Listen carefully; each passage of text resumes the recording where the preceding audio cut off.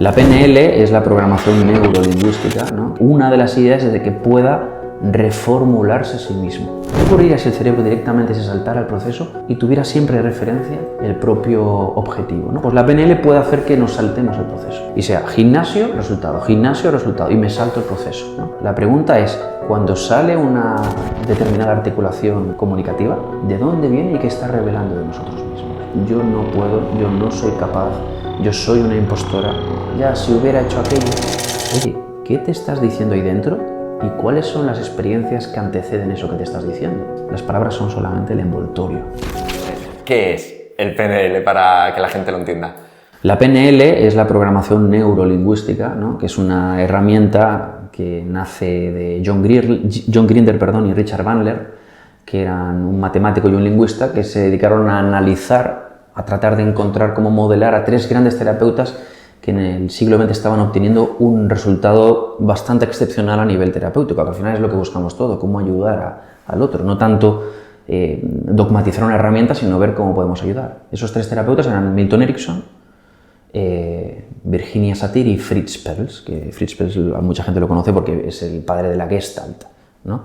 Sí. Entonces, bueno, estos tipos se dieron cuenta de que estos tres terapeutas había cosas en común, hacían cosas en común, había denominadores en común, y se dieron cuenta de que hay ciertas prácticas o ciertas herramientas o ciertos ejercicios que pueden cambiar, utilizando una analogía un poco de los ordenadores, el programa con el que la persona está funcionando, ¿no? Entonces la programación neurolingüística sería la experiencia que permite al sujeto cambiar rápidamente a través de ciertos circuitos terapéuticos el programa con el que está funcionando. Por ejemplo, una persona súper ultra negativa consigo mismo o que tiene un discurso súper autodestructivo. Claro, desde ahí uno ya puede intuir cómo le va a ir la vida, ¿no? ¿Qué ocurriría si esa persona hiciera un clic, hiciera un switch, hiciera una sustitución de programa y de pronto comenzara a buscar el punto de luz en lo que tiene a su alrededor, ¿no?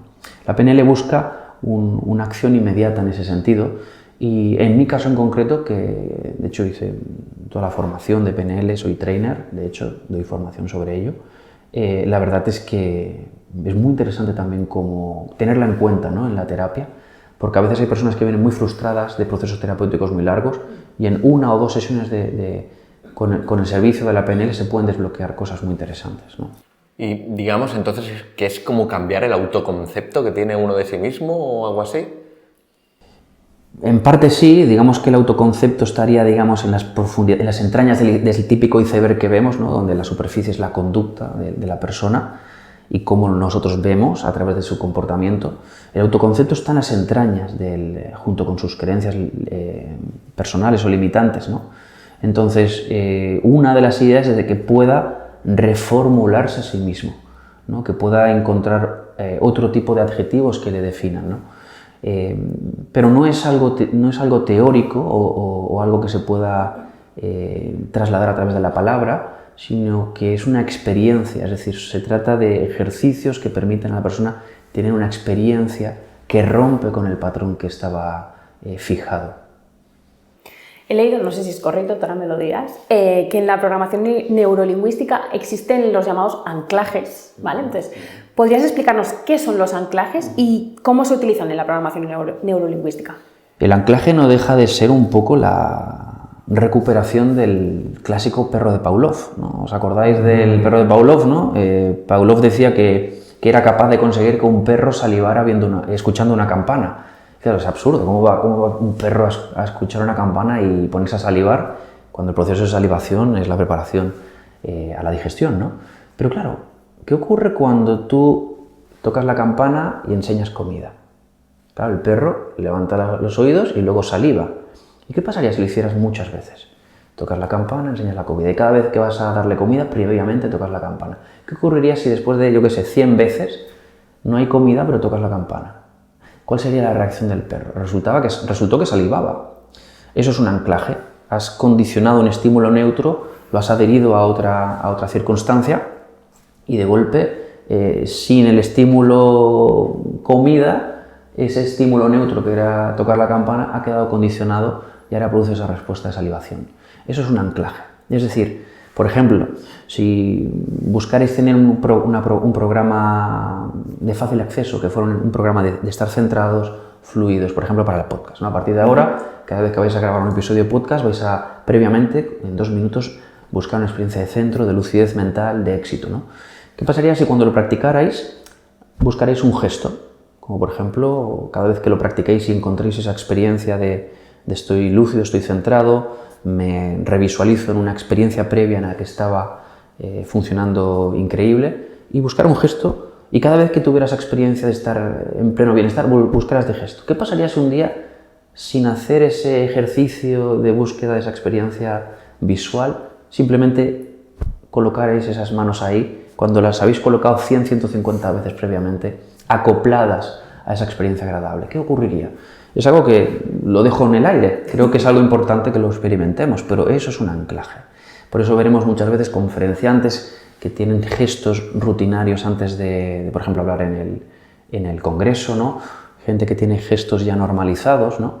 Yo tengo los míos propios, quizás los descubráis a lo largo de la sesión, y eso es un anclaje, son atajos que permiten al cerebro encender un programa sin tener que hacer todo el recorrido analógico. Sí, esto ya me parece brutal, porque al final es ese condicionamiento clásico, lo que están mencionando, que es lo típico de acabo de comer y me fumo el cigarro. La gente que fuma, por ejemplo, me tomo el café, claro. Un pésimo anclaje, pero es un anclaje. Totalmente, totalmente. Bueno, me parece brutal esta información. ¿Y qué te iba a decir? A ver si voy bien o enfocado o dirigido, porque esto lo había escuchado muchas veces, ¿no? Te pongo el ejemplo del dinero, porque es algo que esta frase la vamos a escuchar miles de veces, ¿no? Si yo fuera rico, ¿vale? Es diferente a cuando yo sea rico, o sea, ¿tiene algo que ver con esto? ¿Sabes? O sea, que ya estoy diciendo, lo voy a ser. Claro, el lenguaje crea realidad. No solamente el lenguaje crea realidad, sino que expresa cosas de nosotros mismos, ¿no? Al final, nosotros, imaginémonos, ¿no? Es decir, estamos aquí moviendo un montón de información que previamente es recibida, ¿no? Captamos más o menos un 2% de todos los estímulos que recibimos a través de los sentidos. Esa información es filtrada, no toda queda memorizada y queda representada en la mente. Esa representación mental que queda como residuo de todo ese proceso de recepción ha de pasar por la decodificación en palabras a través de un lenguaje adquirido, donde, por cierto, cada palabra ha sido aprendida en un contexto determinado, y de ahí es proyectado hacia afuera para lanzar un mensaje a otra persona o como pensamiento propio, ¿no? Claro, la pregunta es, cuando sale una determinada articulación comunicativa, ¿de dónde viene y qué está revelando de nosotros mismos? Ya, si hubiera hecho aquello, si pudiera ser rico cuando sea rico, ¿no? Fíjate que incluso el cuando sea rico tampoco me acaba de convencer, ¿no? Me parece mucho más interesante el voy a ser rico, o tengo la certeza de que lo voy a ser, ¿no? Es decir, al final las palabras demuestran desde qué estado emocional estamos proyectando una idea, ¿no? Y habla también de nuestra fe, habla de nuestra relación entre lo que hemos vivido, antecedentes, y las expectativas que tenemos de lo que podemos conseguir, ¿no? Y al final no deja de ser una exposición grotesca, un acto pornográfico en el que mostramos, ¿verdad?, de manera exhibicionista, nuestras propias creencias limitantes.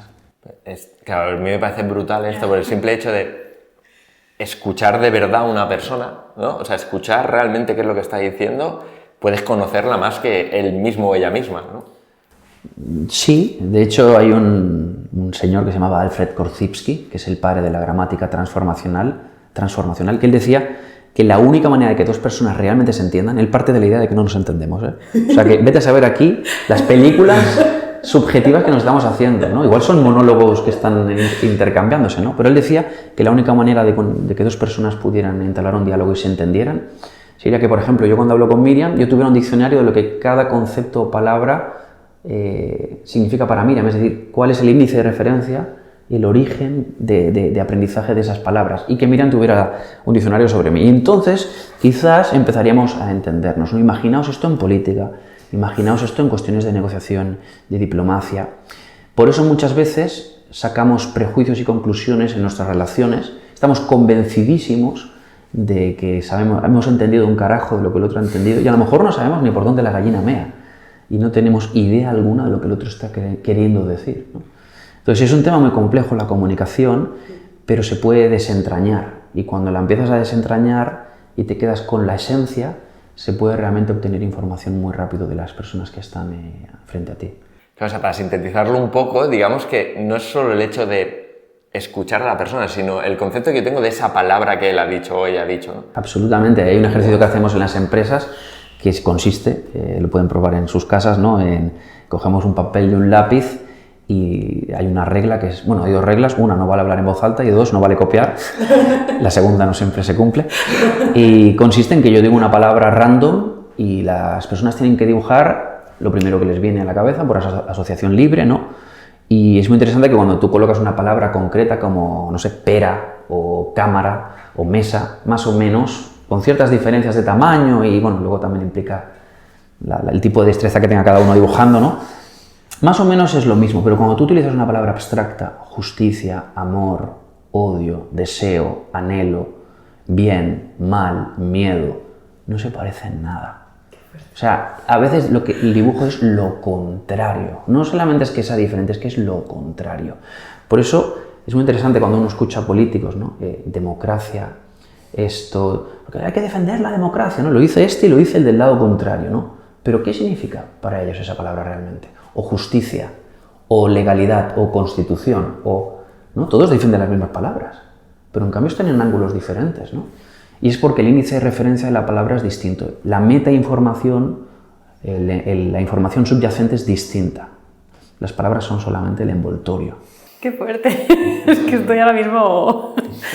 No, y de hecho nos pasa, por ejemplo, a lo mejor en redes sociales que a veces los reels que publicamos y tal, y dices, cuando la gente comenta, ostras, parece que no ha entendido nada de lo que estaba diciendo la persona en el reel. Claro, a lo mejor esto es lo que tú estás comentando ahora, ¿no? Que los conceptos que tenemos cada uno... Claro, o sea, piensa que esa persona que va a escribir el comentario hater de turno, que está bien, cada uno juega su papel, ¿no? En la vida, lo que está haciendo es, de esas palabras que tú has tratado de decodificar a raíz de tus representaciones mentales percibidas, con tus estudios, con tu vida, con tus experiencias, tú las codificas como puedes, teniendo en cuenta de que el lenguaje es menor que las representaciones, es decir, hay un embudo ya previo.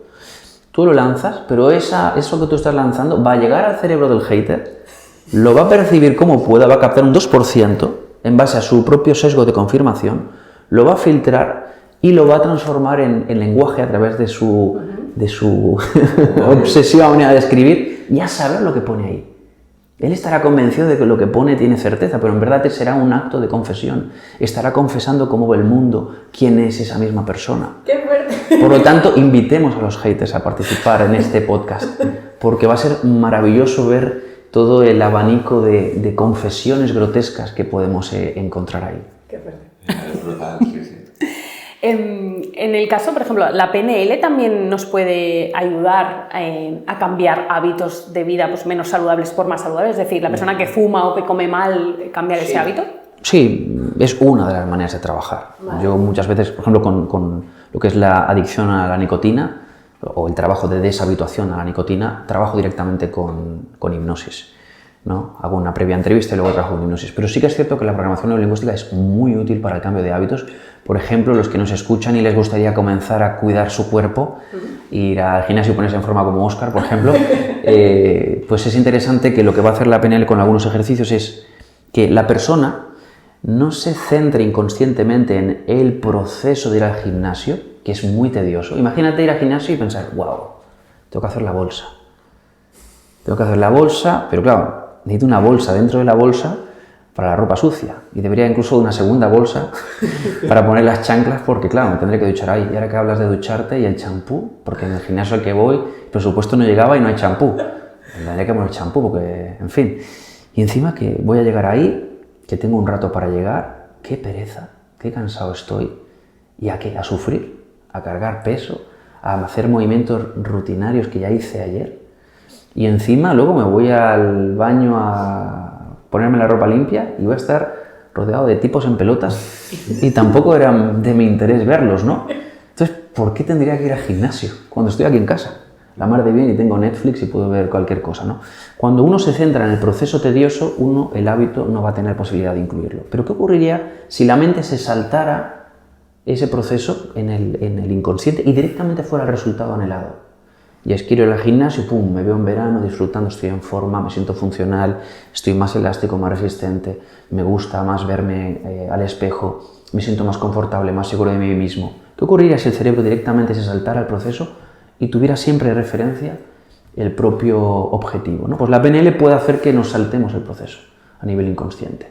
Y sea gimnasio, resultado, y me salto el proceso, ¿no? Ese tipo de cuestiones estratégicas se pueden interiorizar a través de la programación neurolingüística. Y la PNL también nos podría ayudar, por ejemplo, ahora que está muy de moda, pues el tema de gestionar las emociones y demás. Entonces, ¿la programación neurolingüística ayuda a gestionar nuestras emociones o nos puede ayudar a gestionar nuestras emociones? Sí, en mi caso concreto no es mi preferencia, ¿no?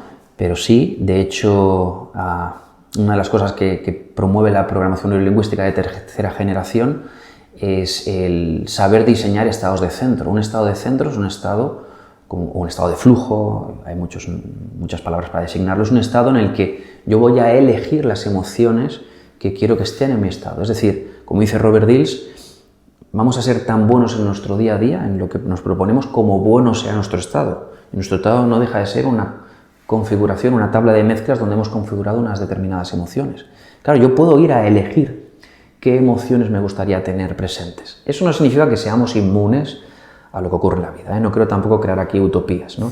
Y de golpe te pasa una situación cruda y la emoción naturalmente va a venir. Yo personalmente prefiero trabajar desde un ámbito un poco más distinto. Me baso en el trabajo de Stephen Gilligan, que tiene que ver con que una emoción, da igual cual sea, si es bienvenida, si es acogida, si es integrada, si se le ofrece un recipiente de aceptación donde no hay una contratensión contra la emoción, no se crea un síntoma secundario contra la emoción, sino que se le da espacio. Toda emoción es información que tiene que tener permiso para ser procesada. Tristeza, ira, todas tienen un sentido y un significado, y por lo tanto no soy muy partidario de forzar un cambio a través de la activación de un programa alternativo, sino de dar espacio porque seguro que tienen sentido. Vale.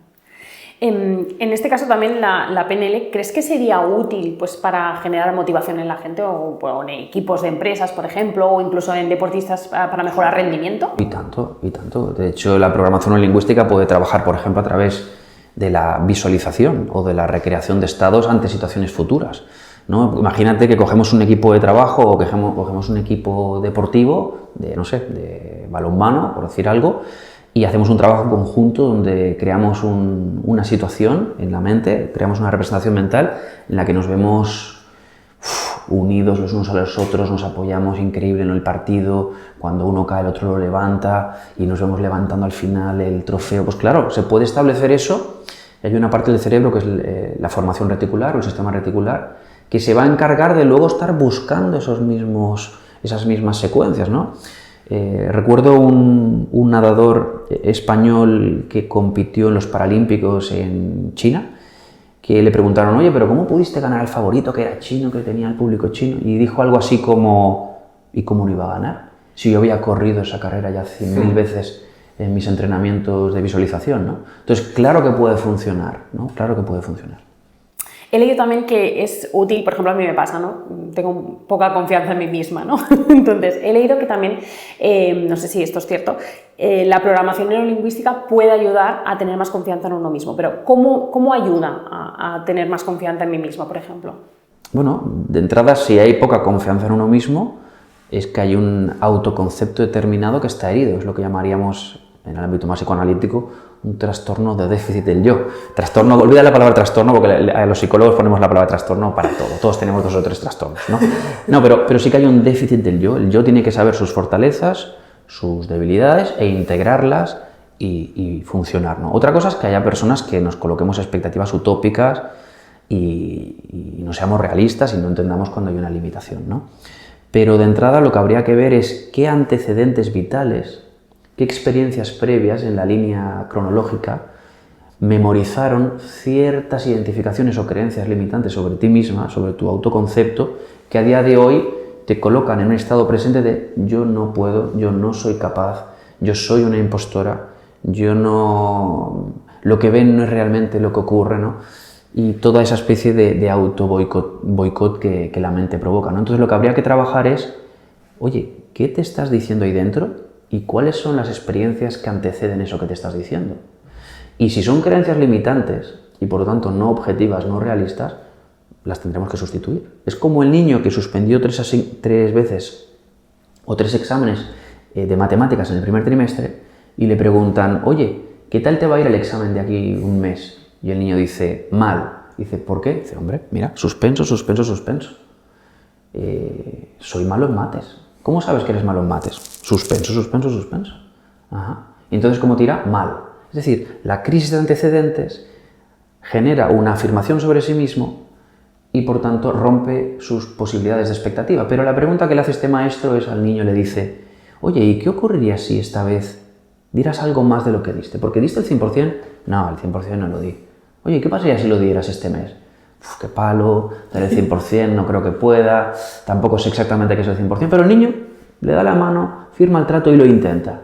Y empieza a preguntar en clase, toma sus propios apuntes, consigue ir a un profesor de repaso que le ayuda con eso, tal. Llega el examen, no ha sacado un 10, pero ha sacado un 5. Sus últimos 3 antecedentes son suspenso, 5. Y tiene un examen de aquí a un mes. Oye, ¿qué tal te va a ir el examen de aquí a un mes? Tiene mala pinta. ¿Por qué?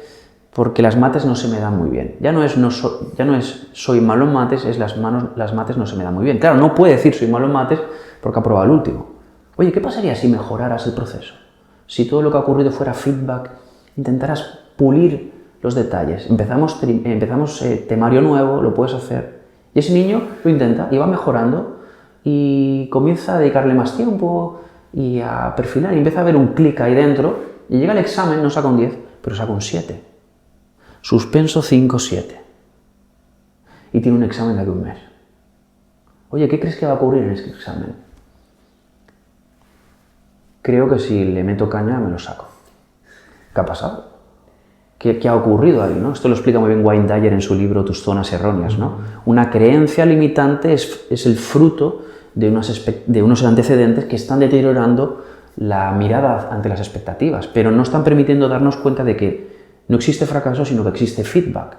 Todo proceso tiene una devolución que si uno la integrara podría generar un cambio en la manera de incidir. Por lo tanto, eso es lo que te diría, ¿no? Con el tema de la autoconfianza, ¿de dónde viene? Vamos a ver de dónde viene y vamos a ver qué hay de cierto y qué hay de creencia limitante autocreída, ¿no? Claro, quizá el error más común es que la gente se para ahí, ¿no? O sea, no sigue accionando, ¿no? No, nos frustramos enseguida, perdemos la esperanza muy rápido. Estamos en un momento de la sociedad, desde que Dios murió, ¿no? Y Nietzsche anunció su muerte, donde, bueno, tenemos un cacao muy grande y no se estimula la esperanza. Se estimula el consumo inmediato, el pragmatismo, en fin, y el discurso pues es o ese o el otro extremo, ¿no? Que es lo material, ¿no? Es decir, ser ricos, tener 8 coches, ¿no? Y en fin, ¿no? El modelo ya 2, ¿no? Y claro, es muy triste que estamos olvidándonos de que no es lo que tenemos, sino lo que somos, y que lo que somos tiene que ver con cómo nos tratamos a nosotros mismos. Y es verdad que ha de haber un grado de realismo, pero también ha de haber una búsqueda de la mejor versión, ¿no? En fin. Sí, que ahora que has mencionado a Yados, claro, porque yo lo analizo mucho, yo lo sigo porque lo analizo lo que hace. Hace un poco lo que han mencionado, ¿no? Con la PNL, o sea, muestra todo el rato el final del recorrido, pero a la vez te trae un poco, ¿no? Y dice, te tienes que esforzar, pero otra vez otro estímulo del final, y otra vez esfuerzo y otra vez, ¿no? O sea, como que a pesar de que te diga que es el día a día, todo el rato te está mostrando el final, como si yo digo todo el rato a mis atletas, vais a tener el cuerpo perfecto, vais a tener el cuerpo perfecto, según vosotros, el cuerpo perfecto, ¿no? Porque utiliza un poco eso, ¿no? Pues yo, desde mi punto de vista, creo que es súper inteligente, porque sabe dar en la tecla total. Es un buen estratega, un buen vendedor, ¿no? Está claro, nadie le puede decir lo contrario, pero es curioso que ese desenlace que él muestra como modelo es lo que tiene. Pero ¿quién es él realmente? Yo aún no lo acabo de descubrir. ¿No? Todo tiene que ver con la posesión, con la tenencia. Y claro, al final hay un estudio que habla de esto. Hay un estudio longitudinal extensísimo, The Grand Angle Study, que lo pueden buscar nuestros espectadores en alguna charla TED, está por ahí en YouTube, The Grant and Glueck Study, que es el estudio longitudinal más masivo que se hizo sobre la felicidad. Empezó, si no recuerdo mal, en los años 20, se cogieron una muestra de 400 chavales de barrios periféricos de Boston y otros 400 o 600 que iban a ir a estudiar a Harvard, ¿no? Entre los cuales estaba John Fitzgerald Kennedy, casualmente. E hicieron un estudio masivo durante toda la vida de estas personas, incluso de sus hijos, de sus relaciones, con cuestiones de evaluación médicas, de percepción subjetiva, y se observó, las primeras conclusiones que han salido 70 años después han sido que, uno, el dinero no determinó un aumento de la longevidad directamente, no determinó una reducción de la probabilidad de tener depresión y no determinó un factor emocional preventivo de la demencia. Ni el dinero, ni el éxito, ni las posesiones, ninguno de esos tres factores. Y no estoy diciendo que el dinero no tenga su función, que sea agradable o gratificante a corto plazo tener una posesión, etc. Lo único que marcó la diferencia, a nivel científico, a nivel demostrado, fue el haber establecido relaciones de altísima calidad humana con las personas. ¿Qué entienda Yadós, por ejemplo, sobre relaciones de altísima calidad humana? No lo sé. No lo sé porque no lo sé, pero creo que en mi caso concreto tengo una noción distinta, ¿no? Y creo que tiene que ver con algo mucho más humano, mucho más introspectivo, mucho más vulnerable, mucho más sensible, ¿no? Hemos comentado antes también, bueno, el tema del estrés. ¿Crees que la PNL puede ayudar a reducir que tengamos estrés o a reducir el estrés? El estrés en general, hemos de entender que dos cuestiones sobre el estrés. Lo primero es que se activa cuando percibimos que la demanda de lo que tenemos frente a nosotros, la demanda exterior, es mayor que nuestra capacidad de poder hacer frente a esa demanda, de nuestra oferta de recursos. Cuando subjetivamente decimos, ¡buah, no puedo con esto!, ahí se va a activar el sistema nervioso autónomo simpático, vamos a empezar a segregar catecolaminas, cortisol, entre otras sustancias, ¿no? Por lo tanto, de entrada, lo que vemos es que tiene que ver con el propio lenguaje interno. No es que yo tenga una situación que es superior a mí. No, es que yo me digo que la situación que tengo delante es superior a mí. Hay personas que tienen situaciones delante que son superiores a ellos y lo viven de una manera curiosa, ¿no? Lo pueden cruzar. Quizás al final el tsunami llega y los rebasa igualmente, ¿no? Pero hay personas que en realidad no tienen una situación que supera sus recursos, pero como su autoconfianza, su autoconcepto, sus creencias limitantes sobre lo que son capaces de hacer están debilitadas, es lo que decimos, se ahoga en un vaso de agua. ¿Entiendes? ¿Por qué? Porque no, es una ola pequeña lo que viene, pero como yo me considero a mí mismo tan pequeño, entonces lo que permite la PNL es modificar las creencias limitantes y por lo tanto influir en el diálogo interno. Entonces esa sería una manera de trabajar más dentro del arco de herramientas terapéuticas. Bueno, creo que otro concepto que está también relacionado con la PNL es la inteligencia emocional. Me gustaría que nos explicaras qué es la inteligencia emocional y cómo nos afecta al ser humano. La inteligencia emocional, que la difundió Daniel Goleman en los años 90 con su tocho inteligencia emocional, ¿no? Yo creo que era la inteligencia olvidada, ¿no? Ya Howard Gardner ya debatió firmemente en que la inteligencia no solamente es el intelecto, digamos, lógico-espacial, matemático, verbal, etcétera, sino que hay otros tipos de inteligencia. Puede haber inteligencia, por ejemplo, en una persona que tiene un don para el arte, ¿no? O una persona que tiene un dominio de su cuerpo increíble, pues es una persona muy inteligente. A lo mejor no se le dan bien las matemáticas, a lo mejor no tiene facilidad para expresarse, pero a lo mejor tiene una propiocepción de su cuerpo. Estoy pensando en Leo Messi, no puedo evitar pensar en Leo Messi, ¿no? Como el tipo está procesando ahí cuestiones súper complejas, ¿no? Howard Gardner habló de hasta 12 inteligencias múltiples, ¿no? La inteligencia emocional sería la suma de dos de ellas, es decir, la inteligencia intrapersonal, es decir, autoconocimiento, autorregulación emocional y automotivación. Y habría que sumarle la inteligencia interpersonal, que es empatía, destreza para adaptarme a distintos perfiles de personalidad, ¿no? Claro, cuando tú combinas esas dos cosas, entonces quiere decir que eres una persona que emocionalmente estás demostrando inteligencia. La buena noticia es que es entrenable porque el cerebro es neuroplástico y porque permanentemente están habiendo procesos de neurogénesis, ¿no? Pero también es verdad que hay gente que la tiene muy intuitiva, muy de fábrica, ¿no? Entonces, esto sería la inteligencia emocional. Sí que correlaciona con la PNL porque al final la PNL intenta estimular esa inteligencia emocional.